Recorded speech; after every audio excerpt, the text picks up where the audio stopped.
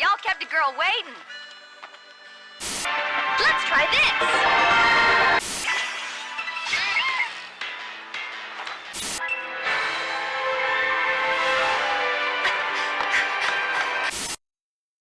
To all of my children in whom life flows abundant. You know, I spend a lot of time among the rabble so far, haven't I? Far from the haughty but super appealing princesses that my name says I chase. Well, that's all about to change as we're gearing up to enter a Realm Reborn's best. Yo everyone, Princess Chaser back for the end boss of the rankings, the final 10. I hope the melee DPS remembers to use a limit break. I never do. Hey, I'm a trained healer or tank, we don't use it often. The last Princess Chase didn't end so well for me either, gotta up my game. Princess Sarah is still kidnapped as I couldn't find Chaos anywhere. Guess he's a couple expansions away from me. Anywho, it's time we take the Yours and Express back to our realm that got reborn so we can finish this up, eh? After 2 whole videos dedicated to finding our way here, we have finally reached the finale of this 3-part adventure. We're about to get into what I feel is the cream of the reborn Eorzean crop, so let's not dilly-dally if we don't have to. I already faffed about long enough. 6.1 did way more to the dungeons than expected. This may be horribly outdated. Oh well, I suppose. May as well finish it off. Of course, I can't forget to mention that this is all my opinion and is based on how much I like the dungeon's design, themes, bosses, and so on. Let's not mince words and face the rest of the list in glorious combat. Number 10.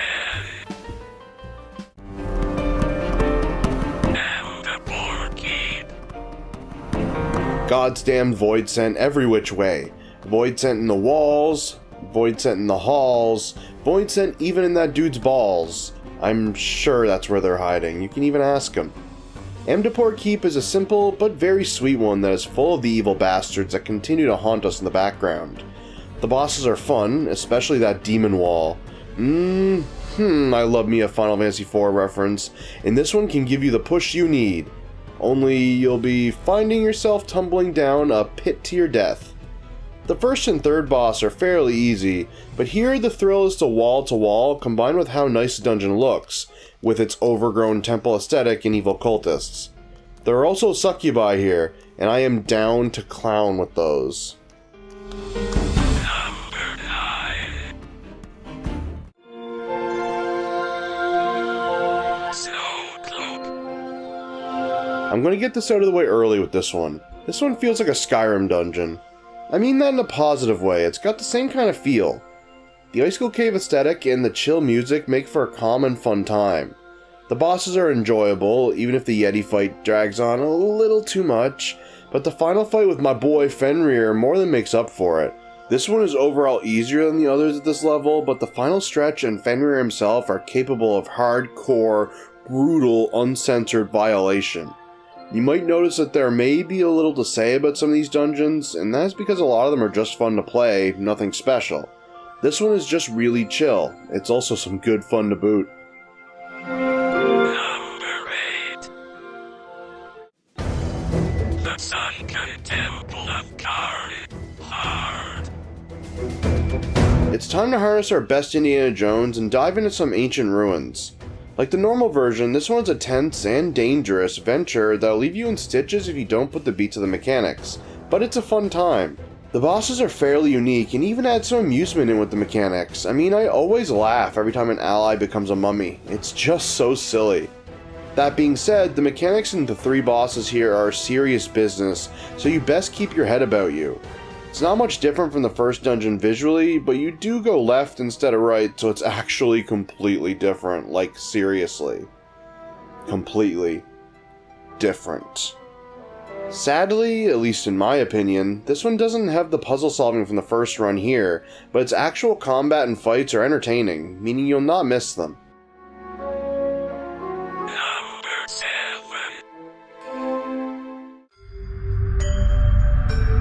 Amdapor Keep Hard. It's time to dive back into the evil cults to see that the evil cults have moved out, or they haven't recovered from you killing them. It could be that one. Nature took this one back pretty quick, and all the succubi waifus have moved out, meaning this one is a bit more ransacked than it was before. Now, overall I think I like the first one a bit more, no small thanks in part to the succu waifus mentioned before, but the end boss of this one more than makes up for it.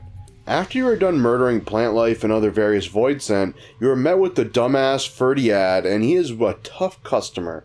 His fight alone makes this dungeon worth it, and that is on top of the return to just a neat place, both in lore and visually. I really miss the succubi though, I'll never forget them. Number 6. The Sunken Temple of Karn. What? A leveling dungeon this high up in the base game, which is full of odd decisions? Well, yeah, I really think this one is a fun dungeon that is really outside the catgirl shaped box that this game's dungeons are in now. While I like the box as the current Final Fantasy XIV dungeon design, it's fun when they think outside it, and this is one of those moments. Just like the hard mode, you are exploring the ruins, only this time the traps are very much active. Now, they don't add a lot to the dungeon, but the traps and puzzles make it a fair bit more interesting than a standard dash and slash. You need to kill enemies on specific spots to open doors, avoid spikes, remove doom by stepping on a plate in a boss arena, open doors for extra loot, and solve a puzzle for even more extra loot. It's all fun stuff, and the bosses themselves are fairly fun as well. It's just really, really solid, which is clearly rare for a Realm Reborn leveling dungeon. Number 5. Pharaoh's Sirius. Ah, yes. Welcome to one of the more epic places in A Realm Reborn, the Simp Graveyard. A lighthouse with goddamn amazing music, chaotic as hell boss battles, and shit going on at all times. Seriously, this dungeon is friggin' madness, and even still it can get a little too chaotic to not wipe during. This one is structured oddly, with 4 bosses instead of 3, but it's an intense time. Shit's exploding all over the place, all the way to the final encounter with the Siren at the top, a Siren with her army of simps. The first 2 bosses are 2 of the most dangerous dungeon bosses in the game, I want to say, and surviving them causes a wave of relief to wash over you. One of the best dungeons in ARR, even if the chaos can get a little crazy at times. Number 4.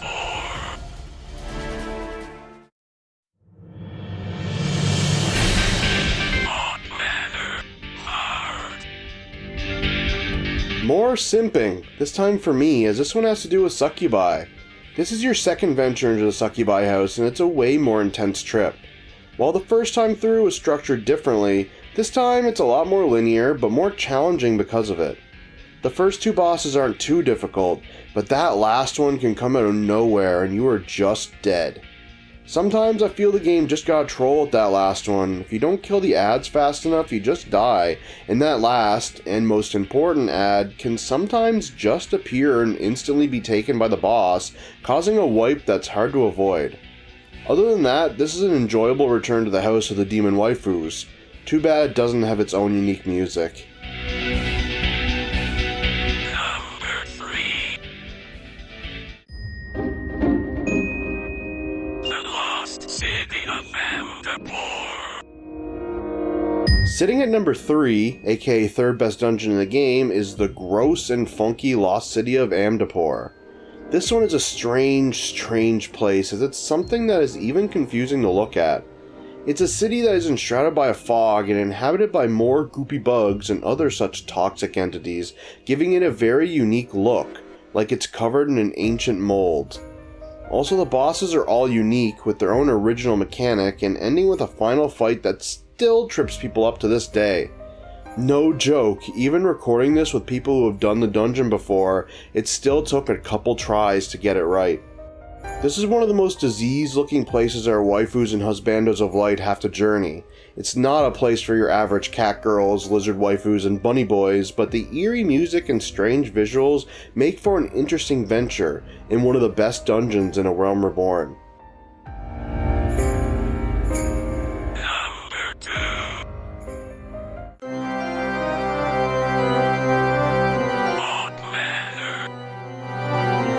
forgive me for this one, as this one is here for a combination of personal reasons and the fact that succubi are involved. I'm surprised that me and Akushi have yet to have been thrown into horny jail, though it would be an ever jail by this point. Wonder what the boss would be.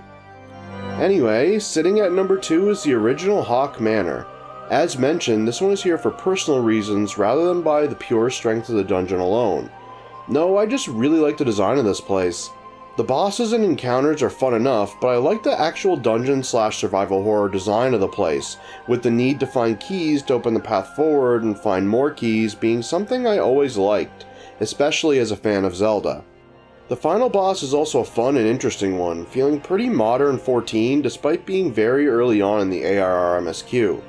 I mentioned before, but I'm a fan of the more horror-designed dungeons, and this one is up there thanks to the classic survival horror/dungeon design, and what with it ending with a big fight against a big succubus.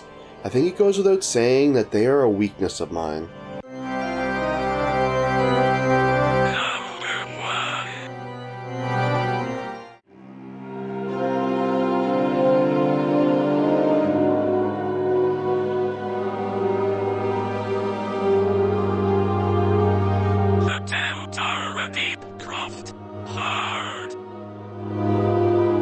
We have finally arrived at the end, my number 1 dungeon in A Realm Reborn.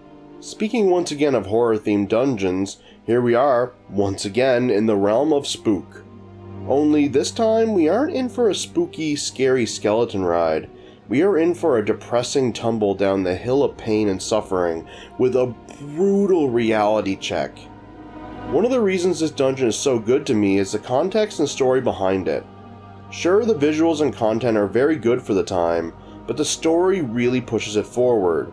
Even if it's a remixed version of a simple-looking dungeon, the spiral gimmick remains strong here, and the no-nonsense mechanic-heavy bosses just add to the depressing story at play here.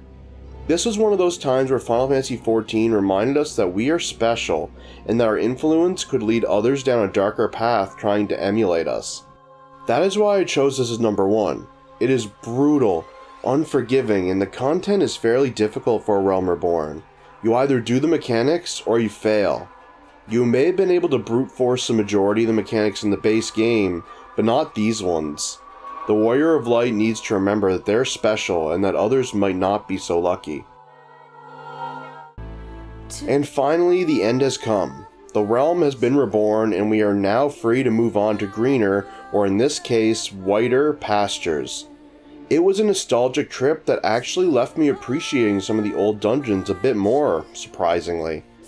Now 6.1 is here, and that messed some things up. Things I'll probably take a look at later, but for now, this is my ranking of the dungeons from A Realm Reborn. We went through some garbage, we went through some mediocre places, and we went through some good places. But no matter how bad some of these dungeons are, they had to start somewhere. The team had to right its wrongs somehow, and it's good that they got to mess around and experiment early. It's clear that they are set in their ways of how the dungeons are to go now, but you know what? Replaying these dungeons has me wanting them to experiment a bit more. Don't get me wrong, I like the current dungeon experience where it's more a showcase and focused on taking on big groups of enemies instead of knowing how to progress through the dungeon itself, but couldn't they do both? Not all dungeons are required for the MSQ. I wouldn't mind a more experimental side of dungeons that you unlock on your off time, though I guess they do that sort of thing with deep dungeons and such, which do scratch a certain itch. Nevertheless, I'll stop rambling now and thank you for watching. I hope you enjoyed the trilogy and my opinions on the many dungeons to be found in the base game. I'd like to hear your opinions on things. Leave a comment below, and if you enjoyed the video, why not give it a like? It can potentially help the channel grow and will make it a bit easier to spend time making these videos. Subscribing can also be a way to keep up to date on any videos I upload. Who knows, they may even be for you. Well, it's about time I say goodbye to A Realm Reborn for now, and I should probably prepare for my journey north. Ishgard awaits. After a quick princess chase. Until next time, farewell.